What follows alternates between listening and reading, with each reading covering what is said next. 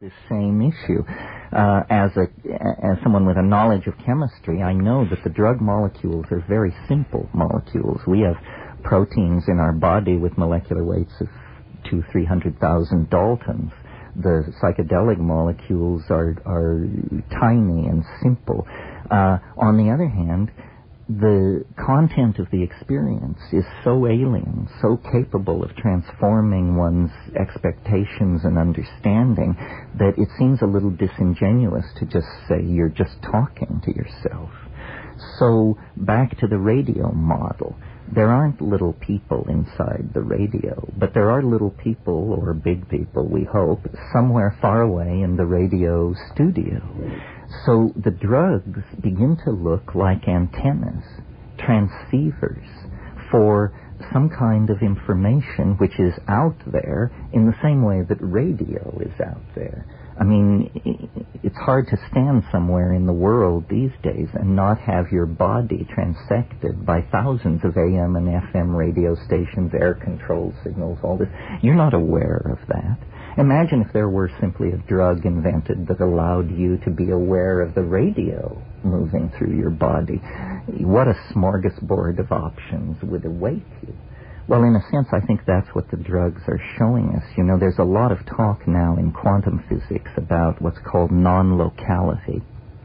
This is a conclusion that quantum physics spent most of the 20th century resisting as even weirder than some of the other stuff they had accepted.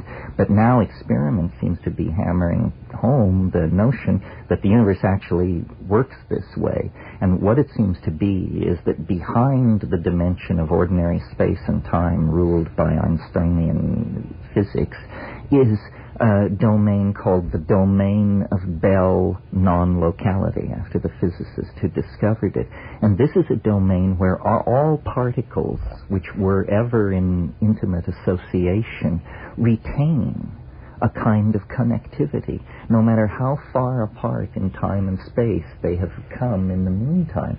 Well, since physics believes that all particles were once intimately associated in an event called the Big Bang, it means that the universe, in all of its vastness, billions of light years in extent, is in fact instantaneously all connected in a domain below the level of ordinary physics.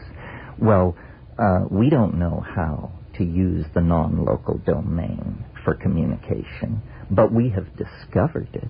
So give us 100 years, 1,000 years of continued civilization, we could probably crack that puzzle.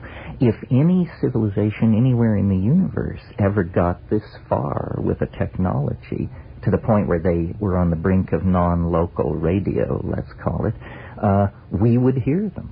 Because when it's non-local, it's everywhere. And these biological molecules with extremely reactive ring structures are how you would design a nano-sized antenna.